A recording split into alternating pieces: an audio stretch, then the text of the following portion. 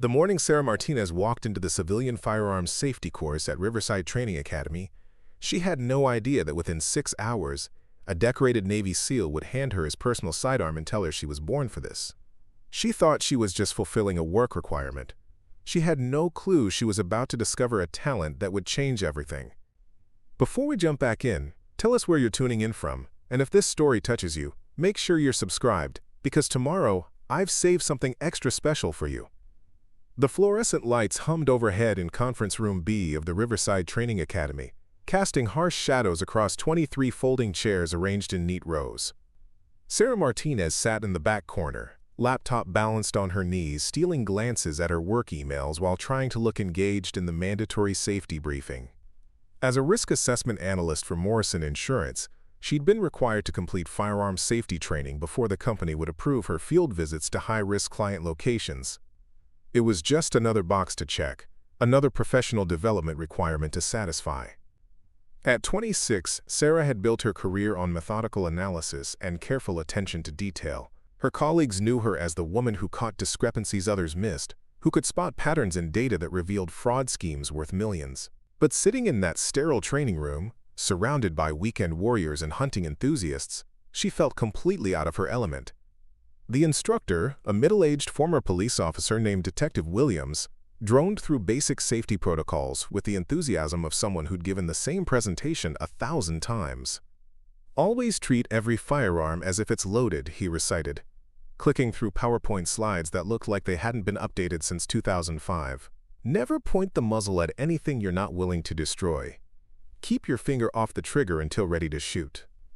Sarah dutifully took notes, her neat handwriting filling the margins of the provided workbook. Around her, other participants displayed varying levels of interest. A construction foreman named Pete kept checking his phone. 2 college students whispered about weekend plans. An elderly woman in the front row asked the same question 3 different ways, each time receiving the same patient explanation from Detective Williams. But Sarah noticed something others didn't. In the back of the room, partially hidden behind an equipment cart, stood a man who hadn't been introduced. He wore civilian clothes, dark jeans, plain gray t-shirt, brown leather jacket, but something about his posture suggested military training. His eyes constantly scanned the room, not with the casual attention of a bored observer, but with the systematic awareness of someone trained to assess threats and opportunities.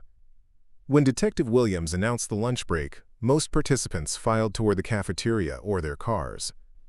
Sarah remained behind, organizing her notes and checking her work schedule for the afternoon.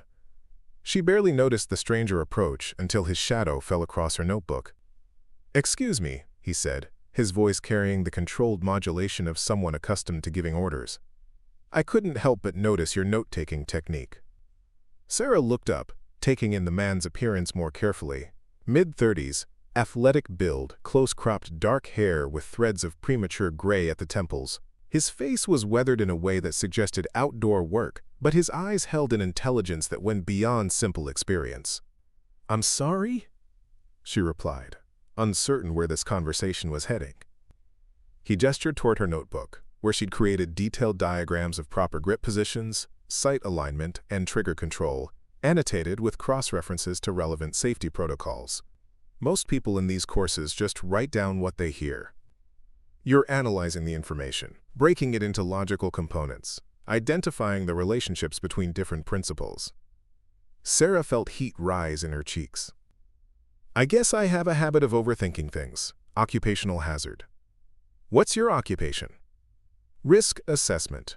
I analyze insurance claims, looking for patterns that might indicate fraud or systemic problems." She closed the notebook, suddenly self-conscious about her meticulous approach to what was supposed to be a simple safety course. The man extended his hand. "Commander Jake Sullivan, Naval Special Warfare Command. And what you call overthinking, I call tactical analysis." Sarah shook his hand, surprised by the controlled strength of his grip. "Naval Special Warfare? You mean like—" "Navy SEALs, yes." Sullivan's expression remained neutral, as if discussing the weather. "I'm here observing training protocols for a civilian outreach program we're developing, part of improving community relations and identifying potential candidates for various programs." "Candidates for what?" Before Sullivan could answer, Detective Williams called the group back to order. The afternoon session would focus on practical application, actually handling firearms under controlled conditions. Sarah felt her stomach tighten with nervous energy. Reading about proper technique was one thing. Actually holding a weapon was entirely different. The group moved to the indoor range, a long, narrow space divided into individual shooting lanes by heavy rubber barriers. The air smelled of gun oil and cleaning solvents, with an underlying metallic tang that Sarah couldn't quite identify. At the far end, paper targets hung at various distances, their silhouettes stark against the white backing. Detective Williams began demonstrating proper stance and grip using an unloaded pistol. Sarah watched intently, mentally cataloging each instruction. Feet shoulder-width apart, strong side foot slightly back, weight balanced, grip high on the backstrap, support hand wrapped around the strong hand with thumbs aligned. When Williams called for volunteers to practice the demonstrated techniques, most participants eagerly stepped forward. Sarah hesitated, comfortable with theoretical knowledge but uncertain about practical application. She noticed Commander Sullivan watching from the observation area, his attention focused not on the eager volunteers, but on those who held back. "Martinez," Detective Williams called, checking his roster. "You're up in lane 7. Sarah approached the designated lane, hyper-aware of the weight of observation. Williams handed her a polymer-framed pistol. Unloaded, he assured her, but still somehow menacing in its purpose and design. The weapon felt heavier than she'd expected, its grip textured for control. "Remember what we covered," Williams instructed. "Stance first, then grip, then sight alignment." Sarah positioned her feet as demonstrated, testing her balance. She wrapped her hands around the pistol grip, adjusting her finger placement until it felt natural. When she raised the weapon toward the target, something unexpected happened. The techniques that had seemed awkward during demonstration suddenly felt intuitive. Her body seemed to understand the mechanics instinctively. "Excellent form," Williams commented, making minor adjustments to her elbow position. "Very consistent sight picture." From the observation area, Sarah heard a low whistle. Commander Sullivan had moved closer to the lane, his expression showing genuine interest rather than polite observation. Williams loaded 5 rounds into the pistol's magazine and handed it back to Sarah. "Remember, slow, steady pressure on the trigger. Don't jerk it, just squeeze straight back until the weapon fires." Sarah's first shot surprised her, not just because of the noise and recoil she'd expected those, but because of how natural the entire process felt. The trigger broke cleanly, the pistol cycled smoothly, and her sight picture remained stable throughout the firing sequence. When Williams activated the target retrieval system, her first shot had landed in the 8 ring, just 2 inches from center. "Beginner's luck," Pete, the construction foreman, called out from the next lane, where his own target showed a scattered pattern across the lower half of the silhouette. But Sarah's second shot landed in the 9 ring, even closer to center. Her third shot hit the 10 ring dead center. By her 5th shot, she'd created a tight grouping that would have impressed experienced shooters, let alone someone handling a firearm for the first time. The range fell silent except for the hum of ventilation fans. Other participants stopped their own shooting to stare at Sarah's target. Detective Williams retrieved the paper, examining the grouping with obvious surprise. "In 30 years of instruction," he said slowly, "I've never seen a first-time shooter demonstrate this level of natural ability." Commander Sullivan approached the lane, his casual demeanor replaced by focused attention. "Ms. Martinez, may I ask if you have any prior experience with firearms? Military service, perhaps? Competitive shooting?" Sarah shook her head, still processing what had just happened. "Never touched a gun before today. I've never even been hunting." Sullivan studied her target, then looked back at Sarah with an expression she couldn't quite read. "Would you be willing to try something else? A slightly more advanced exercise?" Detective Williams started to object, citing course protocols and safety requirements, but Sullivan's credentials carried weight. Within minutes, he'd arranged for Sarah to attempt precision shooting at extended distances, using a different pistol with adjustable sights. What happened next defied conventional wisdom about firearms training. Sarah adapted to each new challenge with startling ease. Different grip angles, varying trigger weights, alternative sight configurations.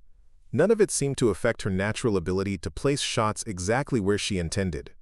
Her hand-eye coordination, developed through years of detailed analytical work, translated perfectly to marksmanship fundamentals. But it was more than just technical skill. Sarah found herself entering a mental state she'd never experienced before. The analytical part of her mind that normally raced through multiple possibilities and scenarios quieted into laser-focused concentration. Environmental distractions faded away. Her breathing synchronized with her shooting rhythm. Time seemed to slow, allowing her to process each element of the shooting sequence with crystal clarity. Commander Sullivan watched it all with growing amazement.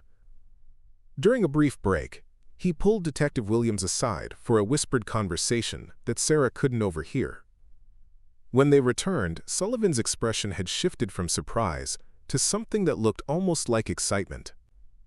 "Ms. Martinez," he said, his voice carrying a formality that hadn't been there before, "I'd like to make you an unusual proposition.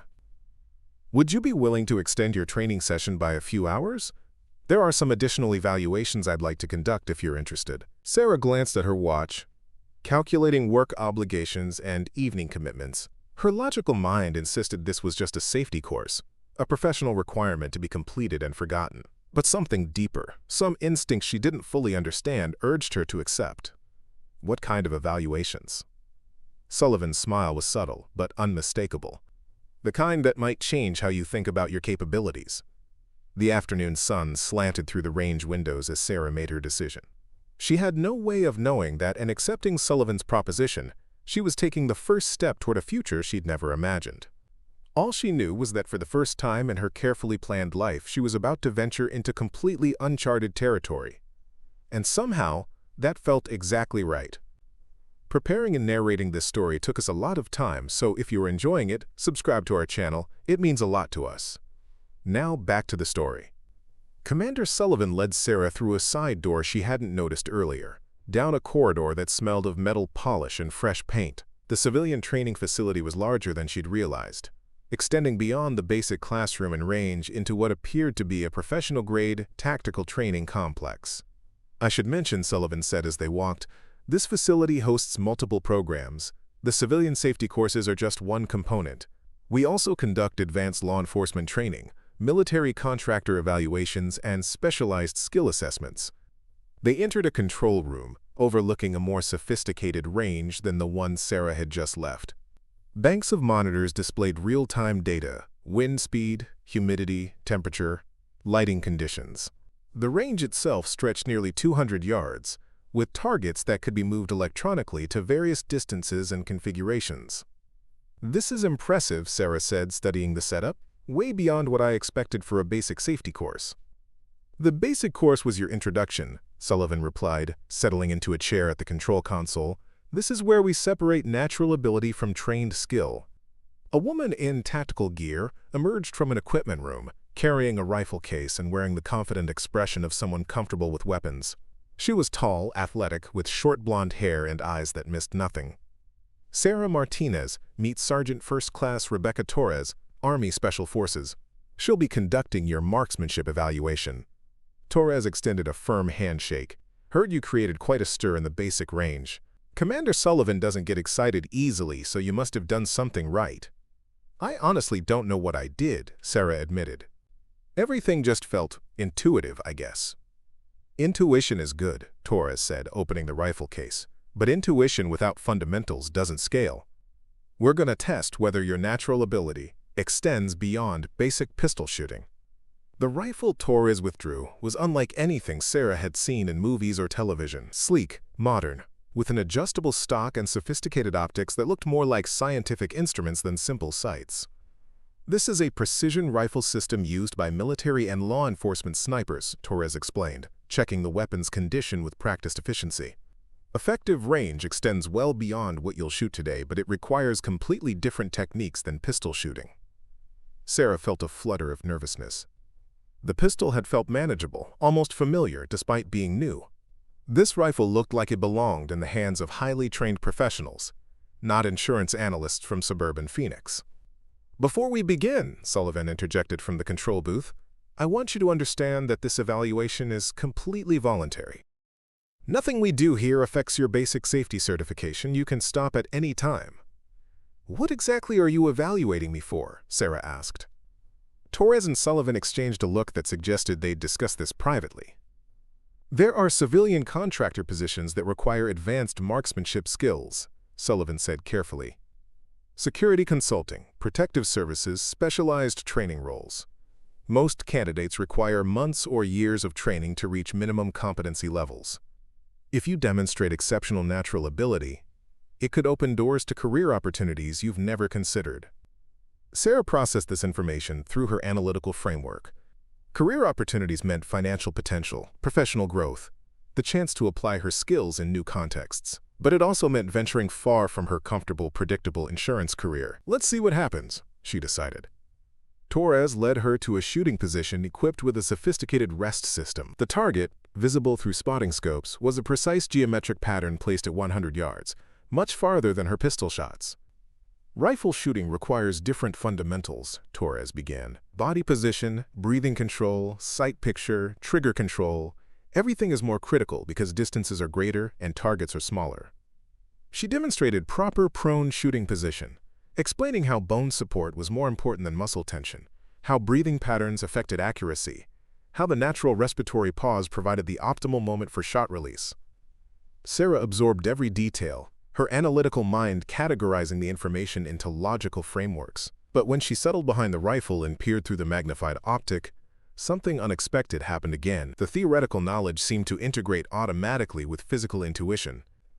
The first shot was fired after careful deliberation, adjusting position, controlling breathing, slowly increasing trigger pressure until the rifle fired almost by surprise. Through the spotting scope, Torres confirmed the impact, center of the target. Excellent first shot, Torres said, making notes on a data pad. Try a 5-shot group. Focus on consistency rather than speed.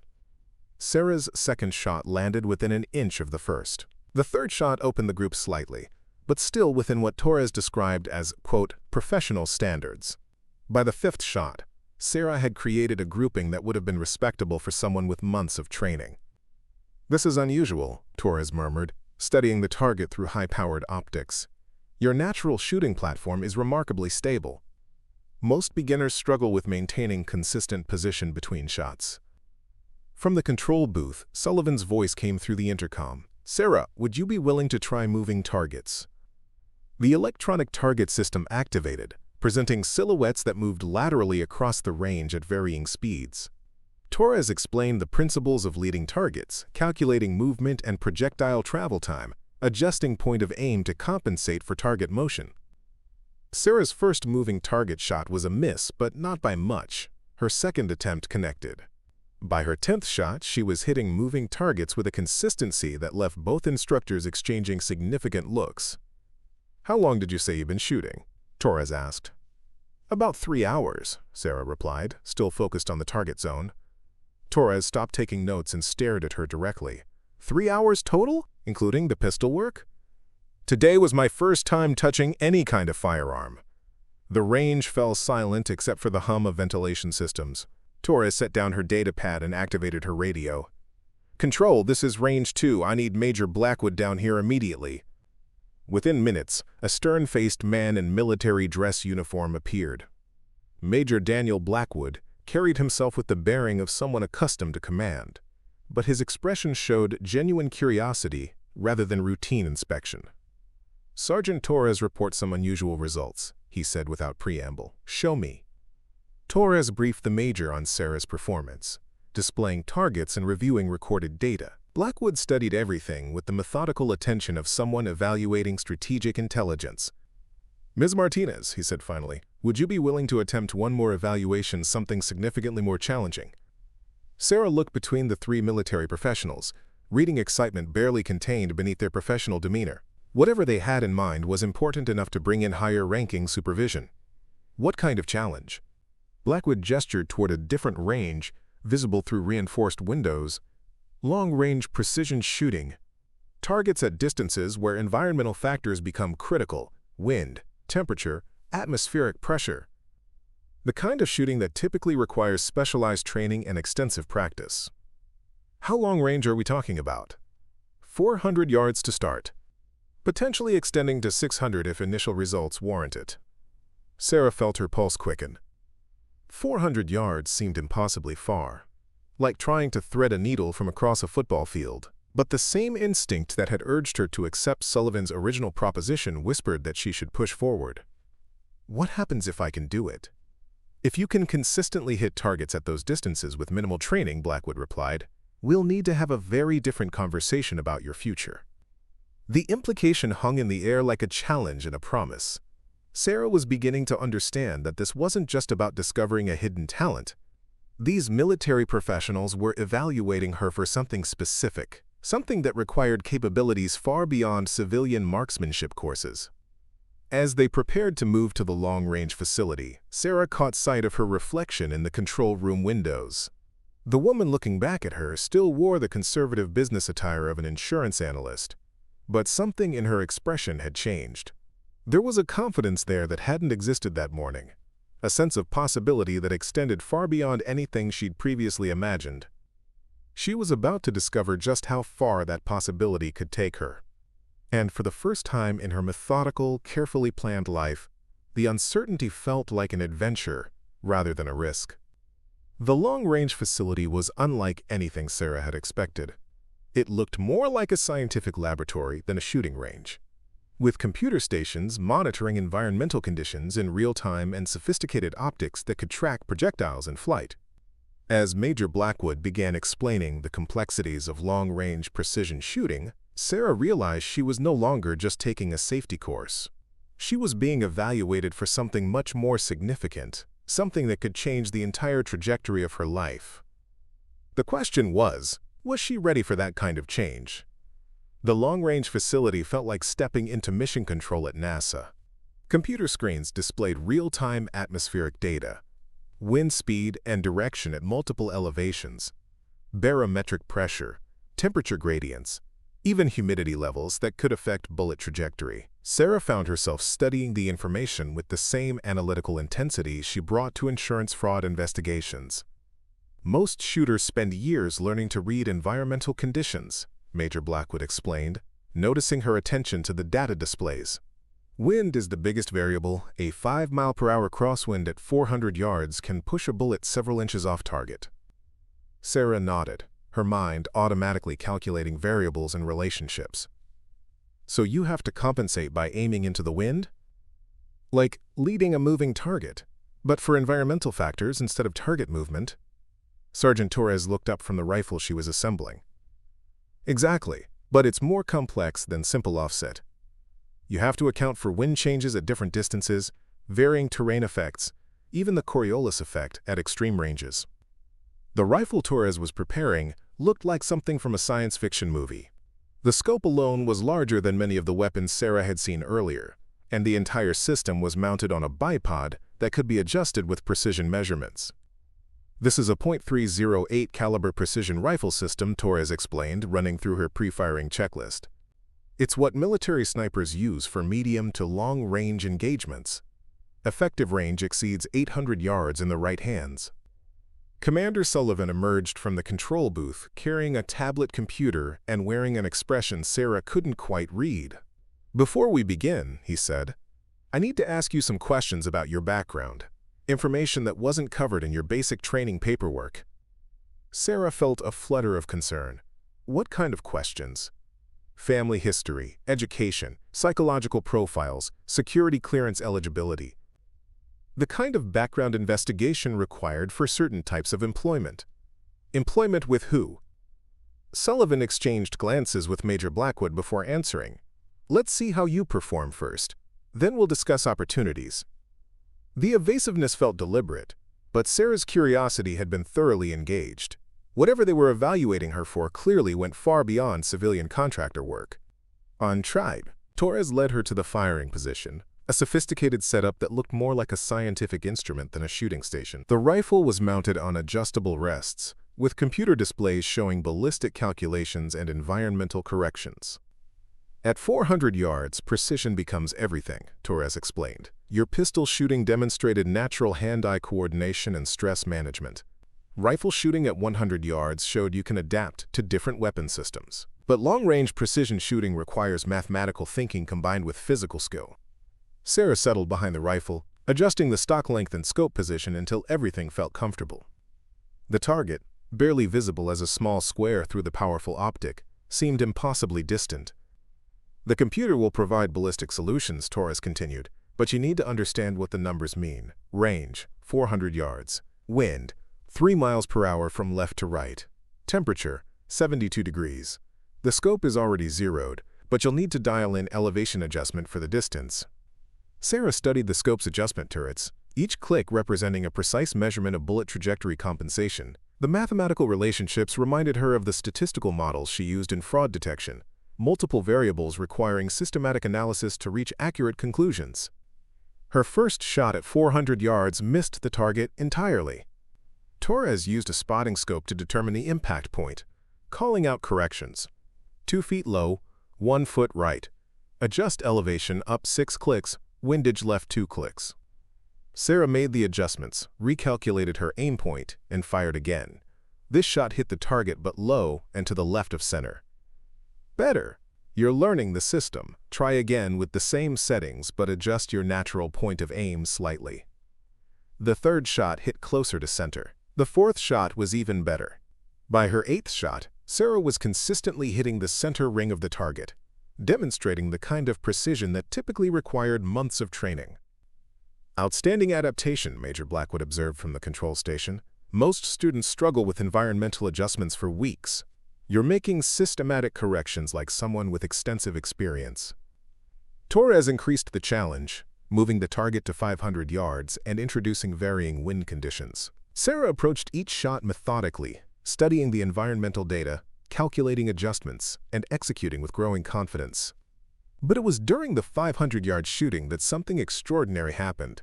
Sarah found herself entering a mental state that transcended normal concentration. The analytical part of her mind that processed insurance data seemed to merge with physical intuition, creating a fusion of mathematical precision and instinctive understanding. She began anticipating wind changes before the instruments registered them, making micro-adjustments to her aim based on environmental cues she couldn't consciously identify. Her breathing synchronized with atmospheric rhythms. Her trigger control became so refined that each shot surprised her with its precision. "Control, are you recording this?" Torres spoke into her radio, her voice carrying genuine amazement. "Affirmative. All data streams active." Sarah's 10th shot at 500 yards hit dead center. Her 11th shot did the same. By her 15th shot, she had created a grouping that would have impressed professional snipers. Major Blackwood appeared at the firing position carrying a different rifle and wearing an expression that mixed excitement with disbelief. "Ms. Martinez, I'm going to ask you to try something that violates normal training protocols. 600 yards, unknown distance, no ballistic computer assistance." "What do you mean, no computer assistance?"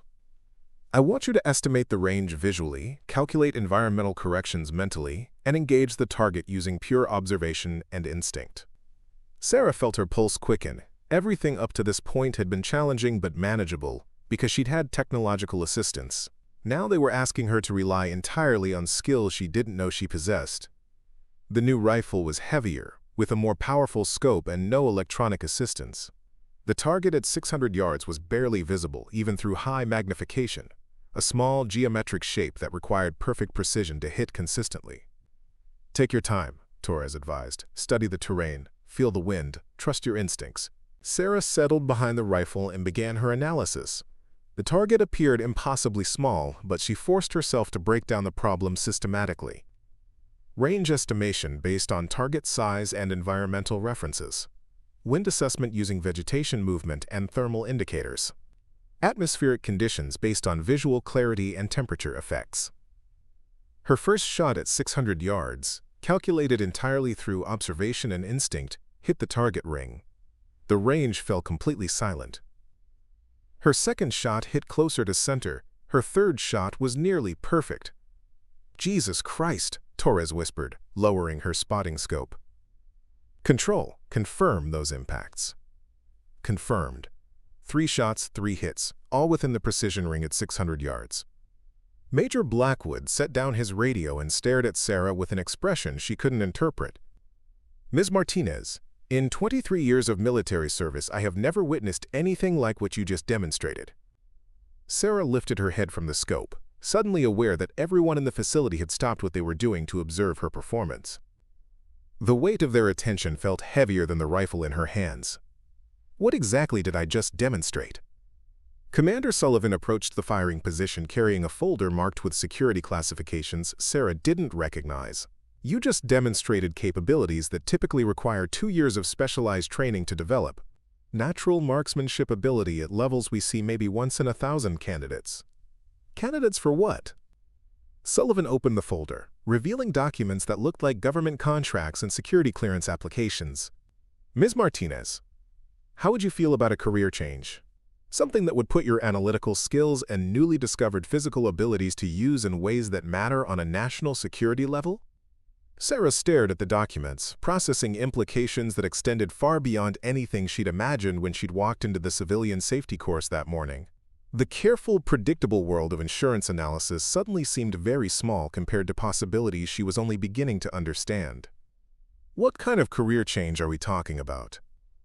The kind that requires top-secret clearance, extensive additional training, and a willingness to operate in situations where precision marksmanship can mean the difference between mission success and catastrophic failure. Sarah's analytical mind raced through scenarios and implications. Whatever they were offering would represent a complete transformation of her life, her identity, her future.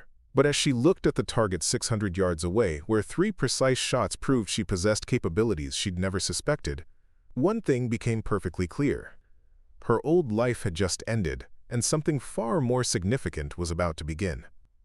The conference room they led Sarah to bore no resemblance to the sterile classroom where her day had begun. This space was clearly designed for serious discussions, soundproofed walls, secure communication equipment, and a table surrounded by chairs that suggested high-level briefings rather than civilian training sessions. Commander Sullivan placed the classified folder on the table but didn't open it immediately. Instead, he studied Sarah with the calculating gaze of someone making a critical decision. "Before we continue," he said, "I need your verbal agreement that everything discussed in this room remains confidential, regardless of whether you choose to accept what we're about to offer." Sarah felt her analytical mind shift into high gear. Confidentiality agreements meant serious consequences for disclosure. Whatever they were about to reveal carried implications far beyond civilian contractor work. "You're asking me to agree to secrecy before I know what I'm agreeing to keep secret?" "Exactly," Major Blackwood replied, taking a seat across from her. "Because once you hear what we're really discussing, you'll understand why that secrecy is essential to national security." Sarah weighed the decision quickly. Her performance on the range had already demonstrated abilities she didn't know she possessed. Walking away now would mean never understanding what those abilities might lead to. "Clutches, I agree to maintain confidentiality." Sullivan opened the folder, revealing documents that made Sarah's pulse quicken. The letterhead belonged to organizations she recognized from news reports: Central Intelligence Agency, Defense Intelligence Agency, Joint Special Operations Command. This wasn't about civilian careers or military contracting. "Ms. Martinez," Sullivan began, "what do you know about intelligence operations that require precision marksmanship capabilities?" The question hung in the air like a loaded weapon. Sarah's mind raced through implications she'd only seen in movies and thriller novels. "You're talking about sniper operations, covert missions, government-sanctioned." "Elimination of high-value targets," Major Blackwood finished. "Individuals whose continued existence poses direct threats to American national security." Sarah felt the room's atmosphere shift as the full scope of what they were discussing became clear. These weren't military recruiters offering traditional career paths. They were intelligence professionals evaluating her for operations that existed in the shadows of public awareness. "You want me to become an assassin?" "We want you to become a precision marksman specialist within the intelligence community," Sullivan corrected. "Someone capable of surgical intervention when diplomatic and conventional military options have been exhausted." Sergeant Torres, who had remained silent until now, leaned forward. "The kind of work we're discussing requires a unique combination of psychological stability, analytical capability, and physical skill. Most candidates possess 1 or 2 of these attributes. You've demonstrated all 3 in a single afternoon." Sarah studied the documents spread across the table, recognizing psychological evaluation forms, security clearance applications, and training curriculum outlines that looked more like graduate-level coursework than military instruction. "What makes you think I'm psychologically suitable for this kind of work? You've known me for 6 hours." Your professional background provides significant insight, Major Blackwood replied, consulting a separate file Sarah hadn't seen before. 5 years of insurance fraud investigation, specializing in cases involving organized crime and international money laundering. You've spent your career analyzing criminal behavior, identifying patterns of deception and building cases that result in serious consequences for targets. That's completely different from killing people? Sullivan interrupted. The analytical frameworks are identical. Target identification, threat assessment, consequence evaluation, execution of decisive action. The only difference is the final step. Sarah felt a chill run down her spine as she recognized the accuracy of his assessment. Her insurance work had indeed involved those exact processes, identifying criminals, building cases against them, executing investigations that destroyed careers and sent people to prison. But I've never hurt anyone physically. Physical action is trainable, Torres said. Psychological resilience under extreme stress is largely innate. Your performance today demonstrated that you can maintain analytical clarity while executing precise actions under pressure. That's the foundation everything else builds on. Sullivan withdrew a photograph from the folder and placed it in front of Sarah. It showed a Middle Eastern man in expensive clothing, standing beside what appeared to be a private jet. This is Khalil Hassan, international arms dealer with confirmed connections to terrorist organizations. Intelligence indicates he's planning to provide chemical weapons to groups targeting American citizens overseas. Diplomatic efforts to apprehend him have failed. Military action would risk civilian casualties and international incidents. Sarah studied the photograph, automatically analyzing details the way she would examine suspicious insurance claims. Expensive watch, high-end clothing, security personnel visible in the background. All indicators of wealth and protection that made conventional law enforcement approaches difficult. How does precision marksmanship solve this problem? Hassan maintains a predictable schedule, Major Blackwood explained, producing additional surveillance photographs. Every Tuesday, he reviews operations from the balcony of his compound in Montenegro. Clear line of sight from multiple positions. Minimal civilian presence. Surgical elimination possible with the right operator. The implications crystallized in Sarah's mind with frightening clarity. They weren't just describing hypothetical capabilities. They were outlining a specific mission that required exactly the skills she'd demonstrated. You're asking me to kill this man. We're asking if you would be willing to undergo extensive training that would prepare you for missions like this one, Sullivan clarified. The Hassan situation is illustrative, not immediate. Your training would take 18 months minimum before operational deployment. Sarah's analytical mind processed the timeline automatically. 18 months of training meant this wasn't a hasty recruitment. It was a long-term investment in developing capabilities for ongoing operational requirements. How many people are we talking about? How many targets would I be expected to eliminate? That depends on global threat assessments and intelligence requirements, Torres replied. Some operatives complete entire careers with fewer than a dozen missions. Others maintain higher operational tempos based on evolving national security needs.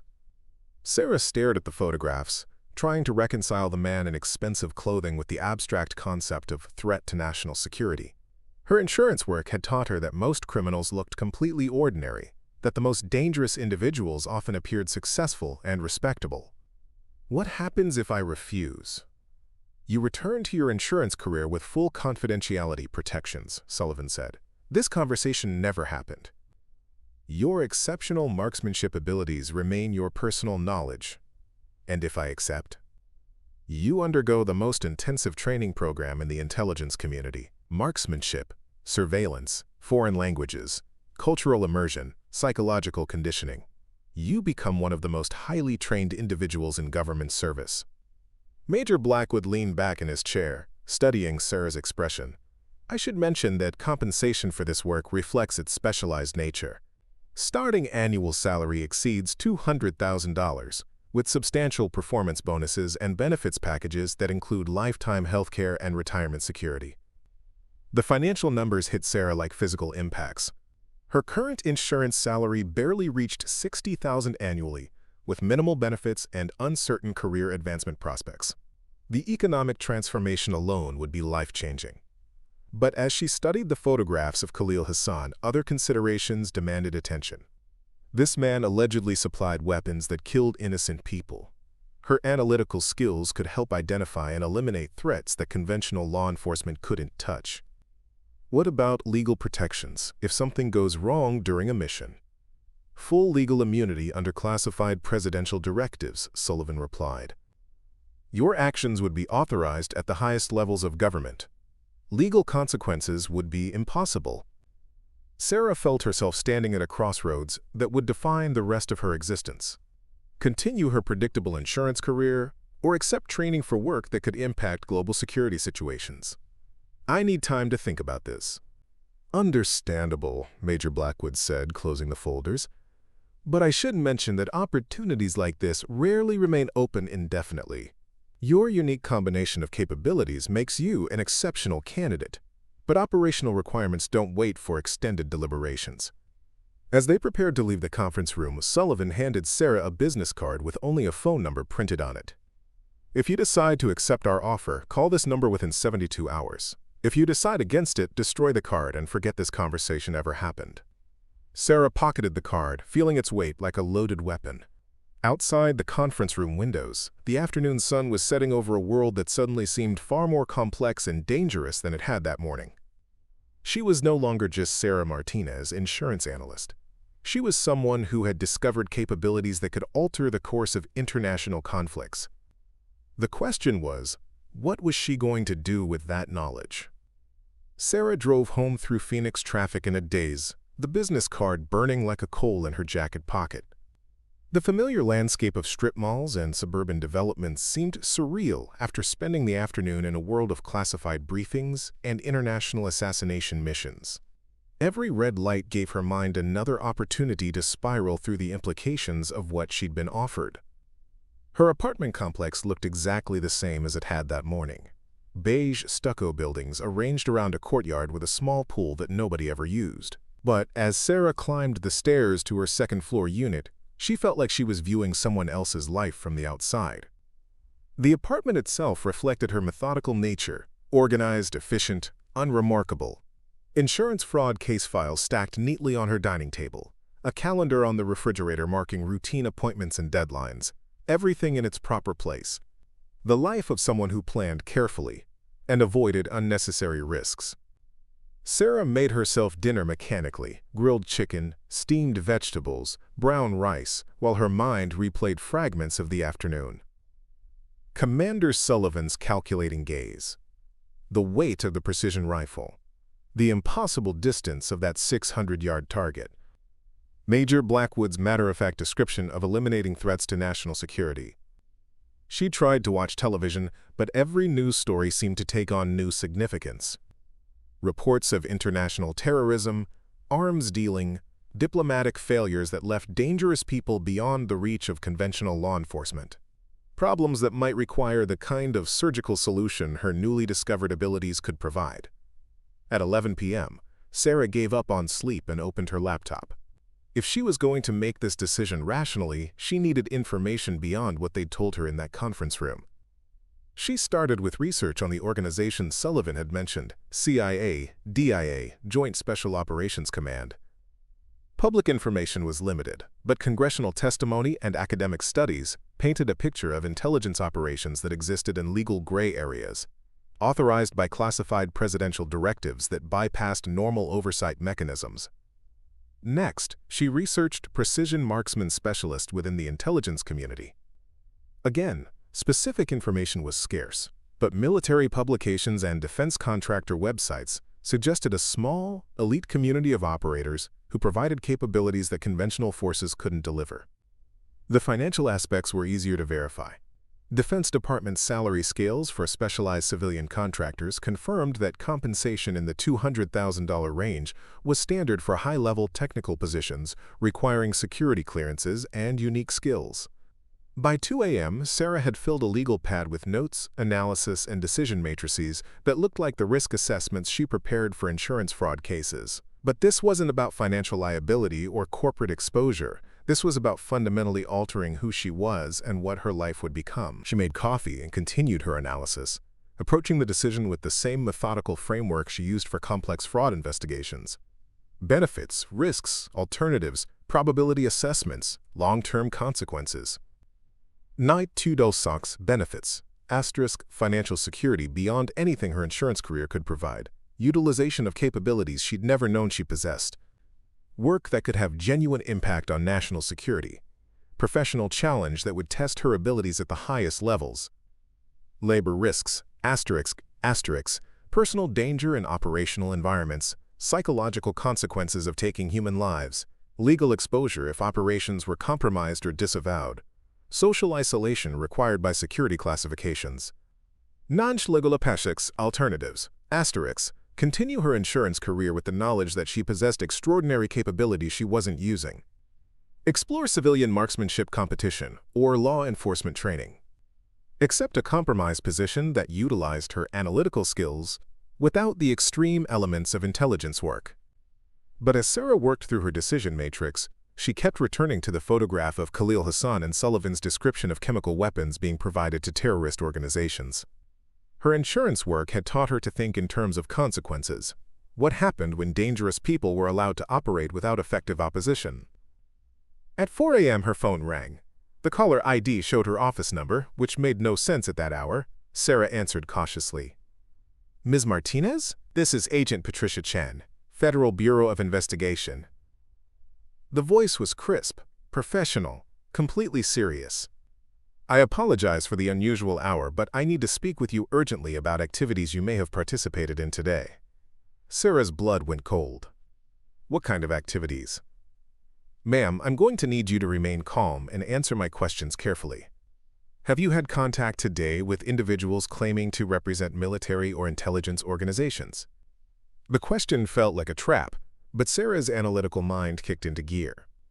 If legitimate federal agents were investigating the afternoon's events, it could mean the recruitment offer was either unauthorized or part of some larger operation she didn't understand.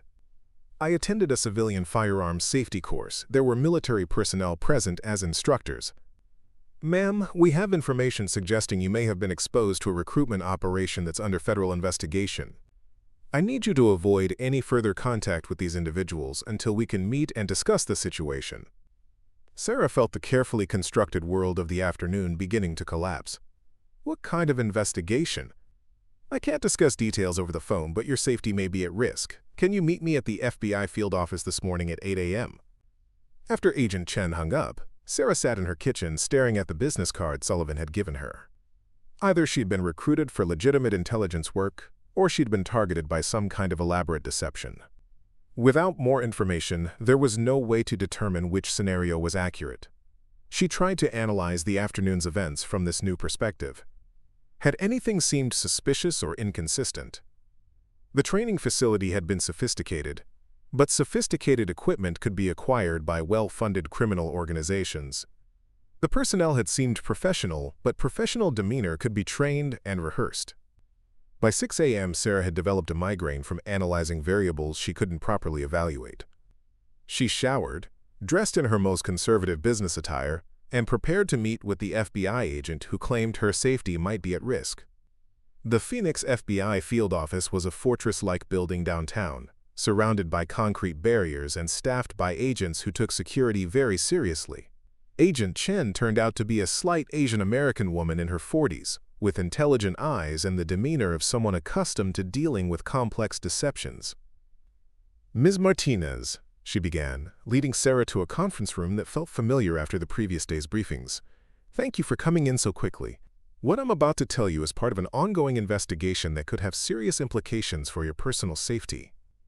Sarah waited, every instinct she'd developed as a fraud investigator alert for signs of deception or manipulation. The individuals you met yesterday, Commander Sullivan, Major Blackwood, Sergeant Torres, are not who they claim to be. They're part of a sophisticated recruitment operation run by private military contractors with connections to foreign intelligence services. The revelation hit Sarah like a physical blow. Foreign intelligence services? Specifically, organizations seeking to identify and recruit Americans with specialized capabilities for operations that may conflict with U.S. national interests. The recruitment techniques they used: impressive facilities, sophisticated equipment, appeals to patriotism and financial security, are textbook approaches for turning potential assets. Sarah felt her carefully constructed analysis of the previous day crumbling, but the facility, the equipment, The level of professionalism. All designed to create credibility and urgency, these organizations have substantial funding and sophisticated operational capabilities. They can create elaborate facades that fool even experienced professionals. Agent Chen opened a file containing surveillance photographs that made Sarah's stomach drop. Images of herself entering the training facility, shooting on the various ranges, meeting with Sullivan and the others in the conference room. We've been monitoring this operation for several months, waiting to see who they targeted and how they approached recruitment. Your exceptional performance yesterday made you a high-value target for their purposes. Sarah stared at the photographs, recognizing herself but feeling disconnected from the woman who'd been so confident about her newfound abilities. What do they really want from me? We believe they're recruiting operatives for missions that would compromise American security interests while maintaining plausible deniability. Americans conducting operations that can't be traced back to foreign sponsors. The implications crystallized with terrifying clarity. She hadn't been recruited to protect American interests. She'd been targeted for recruitment against them. What happens now? Agent Chen's expression grew serious. Now you help us expose their operation and ensure they can't target other Americans with your unique combination of capabilities. Sarah felt the weight of the decision she'd been preparing to make shift completely. The choice was no longer between her insurance career and intelligence work. It was between being manipulated by foreign adversaries and actively working to stop them. What do you need me to do? Agent Chen smiled for the first time since their meeting began. We need you to make that phone call. The FBI's counterintelligence planning room looked like something from a spy thriller, with multiple screens displaying surveillance feeds, communication intercepts, and operational timelines. Sarah found herself surrounded by agents whose expertise in deception and manipulation far exceeded anything she'd encountered in insurance fraud investigations. Agent Chen introduced her to the team that had been tracking the foreign recruitment operation for 8 months. Agent Marcus Rodriguez specialized in communication intercepts and electronic surveillance. Agent Lisa Walsh handled psychological operations and behavioral analysis. Agent David Kim managed technical support and equipment deployment. The operation you stumbled into is more sophisticated than anything we've seen on domestic soil, Agent Rodriguez explained, pulling up intercepted communications on his workstation. The personnel you met, Sullivan, Blackwood, Torres, are using authentic military backgrounds and legitimate credentials. They're not actors playing roles. They're former U.S. military personnel who've been recruited by foreign intelligence services. Sarah felt her understanding of the situation shift again. So they really are qualified military professionals? Absolutely, Agent Walsh replied. That's what makes this operation so dangerous. They can provide genuine training and authentic capabilities while serving foreign interests. The skills they would teach you are real. It's the ultimate purpose that's compromised. Agent Kim activated a series of audio recordings that made Sarah's skin crawl. Conversations between Sullivan and unknown contacts, discussing her performance and potential value for overseas operations that clearly had nothing to do with American national security. They're not just recruiting Americans, Agent Chen explained. They're building a network of deniable assets who can conduct operations that foreign intelligence services can't risk using their own personnel for. Sarah studied the timeline charts showing recruitment patterns extending back 2 years. Dozens of Americans with specialized skills, military veterans, law enforcement officers, technical specialists, had been identified, evaluated, and in some cases successfully recruited. What happened to the people they successfully recruited? That's what we're trying to determine, Agent Rodriguez said grimly. Some have disappeared entirely. Others have surfaced in connection with unexplained incidents overseas, assassinations, sabotage operations, cyber attacks that couldn't be definitively traced to foreign state actors. The implications were staggering. Sarah wasn't just a potential victim of recruitment fraud. She'd been targeted for participation in a network that was actively undermining American interests through operations conducted by American citizens.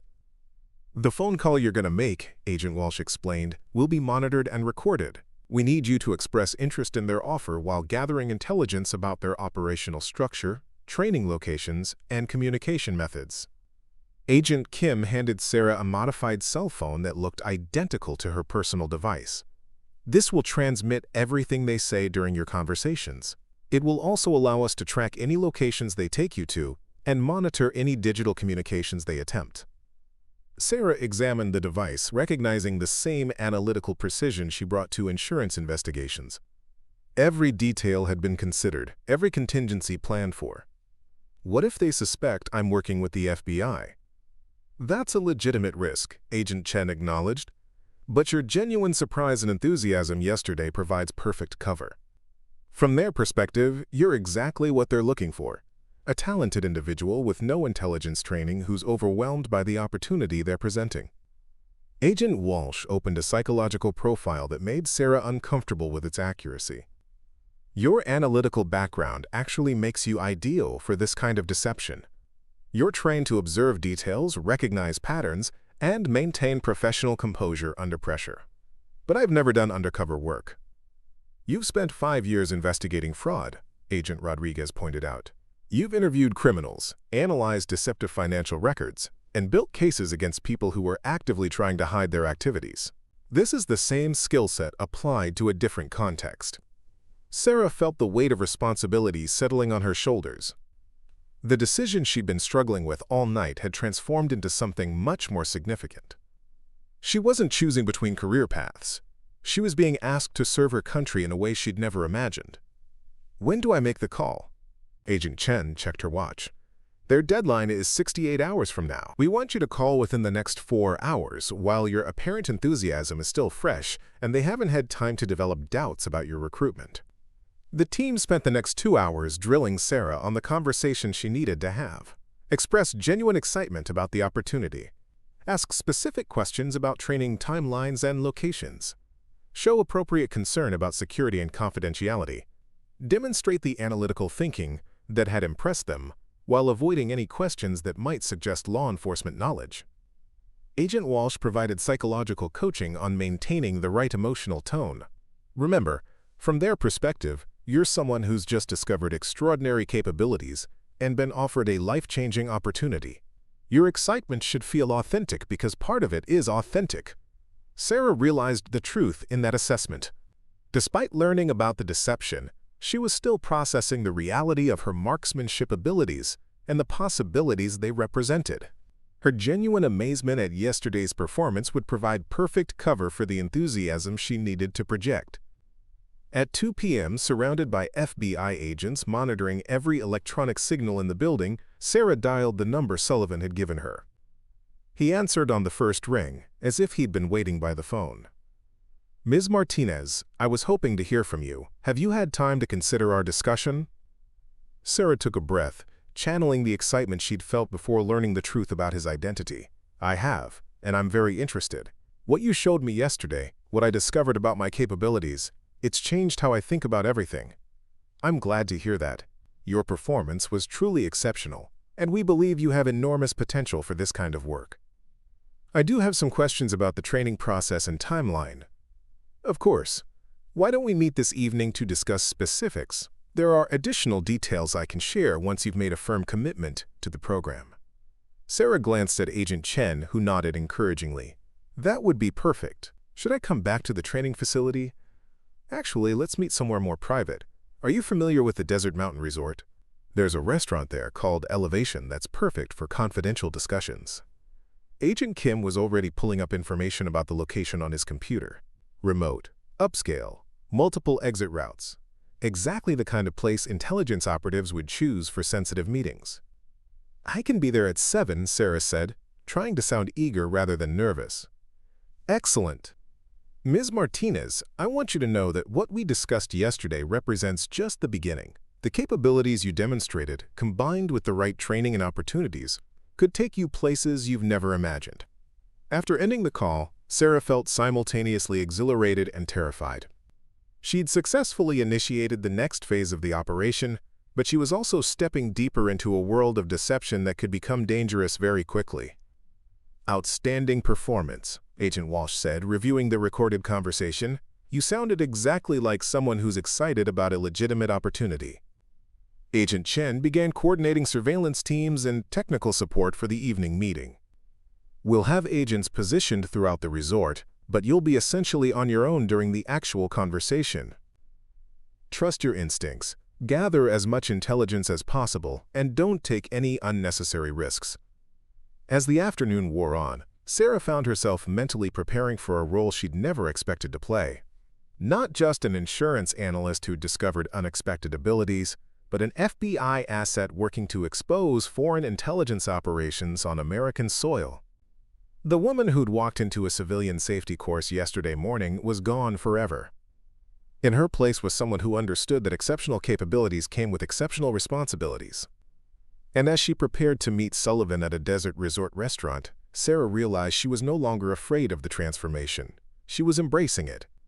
The war for her loyalty had been won by the country she'd been born to serve. Now it was time to prove that some Americans couldn't be bought, manipulated, or turned against their own nation. No matter how sophisticated the operation attempting to recruit them.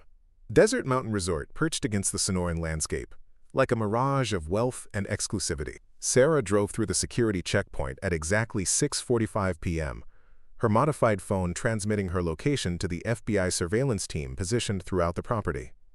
The resort's winding roads led past million-dollar homes and pristine golf courses toward Elevation Restaurant, where Commander Sullivan waited with secrets that could expose an international conspiracy. The restaurant occupied the resort's highest point, offering panoramic views of the valley through floor-to-ceiling windows. Sarah had chosen a conservative dress and blazer that projected professional competence, while concealing the tiny recording device Agent Kim had positioned near her collar. Every word of tonight's conversation would be captured and analyzed by the FBI team monitoring from a mobile command post 3 miles away. Sullivan rose from a corner table as she approached, and Sarah felt a chill of recognition mixed with revulsion. Yesterday, she'd seen him as a respected military professional, offering extraordinary opportunities. Tonight, she knew he was a traitor working for foreign intelligence services while wearing the uniform of American military service. "Ms. Martinez, thank you for coming. You look lovely this evening." Sarah forced a smile while studying his appearance for details she'd missed yesterday. Designer watch, expensive clothing, confident demeanor that suggested substantial financial backing. The foreign intelligence services funding this operation clearly provided their assets with significant resources. "Thank you for suggesting this place. The view is incredible." Sullivan gestured toward the windows overlooking the desert landscape. "I thought you'd appreciate the perspective. Sometimes we need to step back and see the bigger picture before making life-changing decisions." They ordered drinks. Wine for Sullivan, water for Sarah, who needed complete mental clarity for what was about to unfold. As the server departed, Sullivan's demeanor shifted subtly from social pleasantries to business focus. "I imagine you have questions about the training program and what your career path might look like." Sarah leaned forward, channeling genuine curiosity while remembering Agent Walsh's coaching about maintaining the right emotional tone. "I've been thinking about what you said regarding overseas operations. Can you be more specific about the types of missions I'd be involved in?" "Precision elimination of high-value targets who pose threats to international stability," Sullivan replied, using language that sounded official while avoiding specific national allegiances. "The kind of work that requires surgical precision and absolute deniability." "Deniability by who? Which organization would I be working for?" Sullivan's eyes sharpened slightly, and Sarah realized she'd pushed too directly toward information he wasn't ready to reveal. Agent Chen had warned her about appearing too investigative too quickly. "Let's say you'd be working for organizations that have the authority and resources to address threats that conventional diplomatic and military channels can't handle effectively." Sarah nodded as if satisfied by the non-answer, while mentally noting his careful avoidance of identifying American government agencies. Yesterday, he'd implied CIA and Defense Department connections. Tonight, his language suggested something much more ambiguous. "What about the financial arrangements you mentioned? The compensation package?" "Starting salary of $250,000 annually, with performance bonuses that can double that amount. Full benefits, including medical coverage that extends to family members and retirement packages that vest immediately." Sullivan withdrew a tablet computer and displayed financial projections that made Sarah's current salary look insignificant. But as he scrolled through the compensation details, Sarah noticed something that made her pulse quicken. The payment schedule showed funds being transferred through offshore banking networks and shell corporations, exactly the kind of financial structures she'd learned to recognize during fraud investigations involving international money laundering. "These payment methods seem complex," she observed, trying to sound impressed rather than suspicious. Necessary for operational security, Sullivan explained. The nature of this work requires financial arrangements that can't be traced through normal channels. Everything is completely legal, but discretion is essential. Sarah's fraud investigation experience screamed warnings about the financial structures he was describing. Legitimate government contractors didn't need offshore banking networks and shell corporations to pay their employees. This was exactly how foreign intelligence services funded operations while maintaining plausible deniability. When would training begin? We have a facility in Costa Rica where initial preparation takes place. Isolated location, perfect climate for year-round training, and legal frameworks that allow us to conduct exercises that wouldn't be possible on U.S. soil. Another warning sign. Legitimate American government training occurred on American military bases with established security protocols. Moving operations offshore suggested activities that couldn't withstand official scrutiny. Costa Rica, Sarah repeated, trying to sound excited rather than alarmed. That sounds amazing. How long would I be there? 6 months for basic certification, followed by advanced specialization training that could extend the program to 18 months total. You'd have periodic breaks to maintain family and personal connections, but the training requires intensive focus. Sullivan activated a mapping application showing a compound near Costa Rica's Pacific coast. The facility looked impressive. Modern buildings, sophisticated training ranges, accommodations that resembled a high-end resort more than a military base. This is where everything begins, he continued. Where you'll discover capabilities you never knew you possessed and learn to apply them in ways that can genuinely impact global security. Sarah studied the images while recording every detail for later FBI analysis. The facility's isolation would make it perfect for activities that needed to remain hidden from official oversight. Once someone entered that compound, they would be completely under the control of whoever operated it. What about communication with family and friends during training? Limited contact for security reasons, but we understand the importance of maintaining personal relationships. Trainees receive supervised communication privileges that ensure operational security while preserving important connections. Supervised communication meant complete monitoring and control of all external contact. Sarah realized that once someone accepted deployment to Costa Rica, they would effectively disappear from normal society while being shaped into whatever kind of operative the program required. I have to ask about the legal implications, she said, remembering Agent Walsh's advice to show appropriate concern about consequences. If something goes wrong during an operation, what kind of protection would I have? Sullivan's expression grew serious, and he leaned closer across the table. Ms. Martinez, the work we're discussing operates under legal frameworks that provide complete protection for authorized personnel. You would never face criminal liability for actions taken within your operational authority. Authorized by whom? By organizations with the highest levels of government sanction and international legal standing. The evasiveness was deliberate and revealing. Legitimate American government operations would involve specific agency authorizations and clear legal frameworks. Sullivan's vague references to organizations and international legal standing suggested something much more ambiguous. Can I see documentation about these legal protections? Certainly. Once you've completed initial security processing and begun formal training, you'll receive comprehensive briefings on all legal frameworks governing your activities. Sarah recognized the classic manipulation technique, promised documentation that would only be provided after the target had already committed to participation. By the time someone reached Costa Rica and requested legal documentation, they would be completely under the program's control. This is all very exciting, she said, injecting enthusiasm into her voice while her mind cataloged every detail for FBI analysis. When would you need a final decision? We're prepared to begin your processing immediately, tonight if you're ready to commit to the program. The pressure for immediate commitment was another warning sign. Legitimate opportunities allowed time for consideration and consultation. Sullivan wanted her decision before she could conduct independent research or seek outside advice. Tonight seems fast. I'd need to arrange things with my current job, personal obligations. We understand the transition challenges, Sullivan said smoothly. We have specialists who can help you manage the logistics of leaving your current life behind and establishing the cover story necessary for your new career.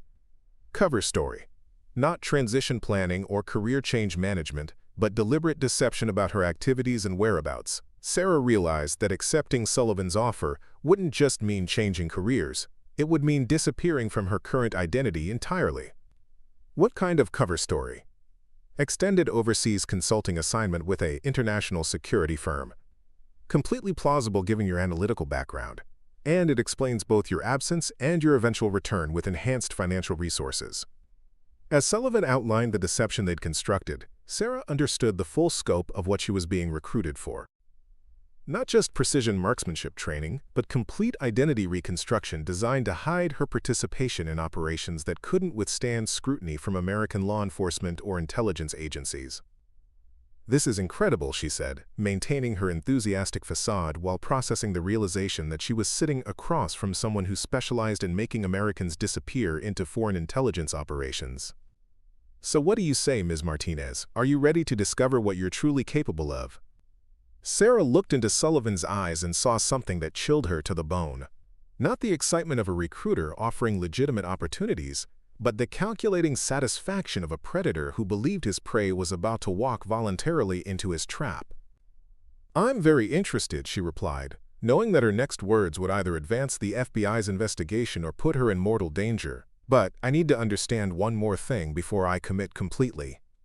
Sullivan's expression sharpened with anticipation. "What's that?" Sarah took a breath, preparing to ask the question that would either expose the full scope of his operation or reveal that she knew more than she should. "I need to know exactly who I'd be working for." Sullivan's face went through a series of micro-expressions that Sarah's fraud investigation training had taught her to recognize: surprise, calculation, wariness. The question she'd asked had shifted the dynamic of their conversation in a way he hadn't anticipated.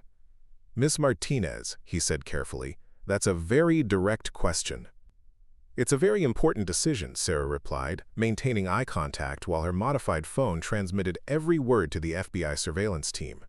"If I'm going to dedicate my life to this work, I need to understand exactly what organization I'm serving." Sullivan glanced around the restaurant, checking for potential listeners, then leaned closer across the table. When he spoke, his voice carried a different quality: less polished recruiting pitch, more operational reality. "The organization you'd serve transcends national boundaries. We work with multiple governments and international security agencies to address threats that no single country can handle alone." The careful phrasing confirmed what Agent Chen had suspected. Sullivan was describing exactly the kind of deniable operation that foreign intelligence services use to conduct missions against American interests while maintaining plausible cover. "Huntress. Multiple governments?" Sarah repeated, "including countries that might have conflicts with American foreign policy?" Sullivan's eyes narrowed slightly. "Ms. Martinez, are you asking these questions because you're genuinely concerned about the mission, or because you have reservations about working outside traditional American intelligence frameworks?" The challenge was direct and dangerous. Sarah realized that Sullivan was beginning to suspect her motivations weren't as simple as career advancement and financial opportunity. "I'm asking because I've spent 5 years investigating financial crimes involving international money laundering and foreign influence operations," she said, deciding to use her professional background as cover for her pointed questions. "The payment structures you showed me tonight match patterns I've seen in cases involving hostile foreign intelligence funding." For a moment, the restaurant's ambient noise seemed to fade as Sullivan processed her statement. Sarah could see him recalculating his assessment of her sophistication and potential value to his operation. "Your analytical background is exactly why you're valuable to us," he said finally. "You understand that effective operations sometimes require financial structures that can't be traced through conventional banking systems." "Effective operations for whom?" Sullivan set down his wine glass and studied her with the focused attention of someone making a critical decision. "Ms. Martinez, I'm going to share information with you that demonstrates a level of trust I don't typically extend to new recruits." Sarah felt her pulse quicken. Whatever Sullivan was about to reveal would either provide the FBI with crucial intelligence or put her in immediate danger. "The organization I represent serves multiple client governments with shared interests in maintaining global stability. Sometimes those interests require operations that individual countries can't officially acknowledge or support." "Client governments like who?" "Countries that understand the limitations of conventional diplomatic and military approaches to transnational threats." Nations that are willing to fund and support operations that achieve necessary results regardless of political sensitivities. Sarah's fraud investigation experience was screaming alarms about the language Sullivan was using. Client governments and funding suggested a commercial relationship rather than legitimate intelligence cooperation. This sounded exactly like a private military organization, serving whoever paid the highest fees. So I'd be working for private contractors, not American government agencies. You'd be working for an organization that provides specialized services to clients who understand the value of surgical precision in addressing security threats. The distinction between government and private enterprise becomes meaningless when the work serves essential global security interests. Sarah realized that Sullivan was describing exactly what the FBI had suspected, a network of American operatives conducting missions for foreign intelligence services while maintaining the pretense of legitimate security work. What kind of clients are we talking about? Which countries? Sullivan's expression grew cold, and Sarah knew she'd pushed too far into territory he wasn't prepared to discuss. But instead of shutting down the conversation, he made a decision that surprised her. Ms. Martinez, your questions suggest a level of sophistication that makes you even more valuable than we initially assessed. I think it's time you met some of the other professionals involved in this operation. Sarah felt ice form in her stomach. Meeting other professionals could mean exposure to the broader network the FBI was trying to map, but it could also mean being taken to a location where she'd be completely under their control. Other professionals? People who can answer your questions about organizational structure, client relationships, and operational scope with the kind of detail that will satisfy your analytical requirements. Sullivan activated his phone and sent a brief text message. Within minutes, Sarah saw two men enter the restaurant and scan the dining room with the systematic attention of security personnel. When they spotted Sullivan's table, they approached with the confident stride of people accustomed to being in charge. Ms. Martinez, Sullivan said as the men arrived, meet Dr. Victor Petrov and Mr. Chen Wei. They can provide the organizational details you're requesting. Sarah's blood went cold as she recognized the implications of the introductions. Petrov's accent was unmistakably Russian, and Chen's formal demeanor suggested Chinese intelligence background. She was no longer meeting with rogue American military personnel. She was face-to-face with foreign intelligence operatives. Ms. Martinez, Dr. Petrov said, extending his hand with European formality. Commander Sullivan has briefed us on your exceptional capabilities and thoughtful questions about our organization. Your questions demonstrate exactly the kind of analytical thinking we value, Mr. Chen added, taking a seat without invitation. Perhaps we can provide the clarity you're seeking. Sarah realized that her investigation had uncovered far more than the FBI had suspected. This wasn't just American citizens being recruited by foreign intelligence services.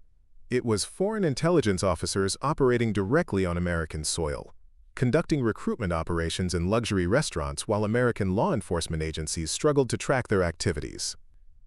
I appreciate you taking the time to meet with me, Sarah said, trying to maintain her cover while processing the enormous implications of what was unfolding. Ms. Martinez, Dr. Petrov began, your concerns about organizational structure and client relationships are entirely reasonable.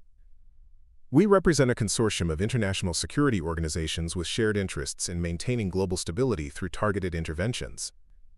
Targeted interventions, Sarah repeated, recognizing the euphemism for assassination operations. Precisely, Mr. Chen continued. Sometimes diplomatic and economic pressure fails to address threats to international security. In those cases, surgical removal of specific individuals becomes necessary to prevent larger conflicts. Sarah's modified phone was recording every word of what amounted to a confession of international assassination operations being planned and conducted from American soil. And the clients who request these interventions? Government agencies, international corporations, and security organizations that understand the value of decisive action when conventional approaches prove inadequate, Dr. Petrov replied. Sarah realized she was listening to the operational blueprint for an international assassination network that used American citizens as deniable assets while being funded and directed by foreign intelligence services. This is fascinating, she said, maintaining her cover while her mind raced through the implications for national security. How long has this organization been operating? Long enough to demonstrate the effectiveness of our approach, Mr. Chen said with satisfaction. We've successfully completed over 40 operations across 6 continents using assets recruited through programs similar to the one you're considering. 40 operations, 6 continents. The scope of what Sarah had uncovered was staggering. Not just a recruitment operation, but an established international network that had been conducting assassination missions for years. "I think I've heard enough," Sarah said, reaching for her purse while calculating exit strategies. "Ms. Martinez," Sullivan's voice carried a sharp edge that hadn't been there before. "I hope you understand that the information shared tonight requires absolute confidentiality." The threat was subtle, but unmistakable. Sarah realized that she might have gathered enough intelligence to expose the operation, but she also might not be allowed to leave the restaurant alive. "Of course," she replied, maintaining calm while her hand found the emergency beacon Agent Kim had provided. "This has been incredibly enlightening." As Sarah pressed the hidden button that would summon FBI response teams, she realized that her journey from insurance analyst to counterintelligence asset was about to reach its most dangerous moment. But she also knew that the information she'd gathered could expose an international conspiracy that threatened American national security at the highest levels. The woman who'd walked into a civilian firearms safety course 3 days ago was gone forever. In her place was someone who'd proven that exceptional capabilities, properly directed, could serve the cause of justice in ways she'd never imagined. And as FBI agents began moving into position around Desert Mountain Resort, Sarah Martinez prepared to complete the most important mission of her life. Up next, you've got 2 more standout stories right on your screen. If this one hits the mark, you won't want to pass these up. Just click and check them out. And don't forget to like, subscribe, and turn on the notification bell so you don't miss any upload from us.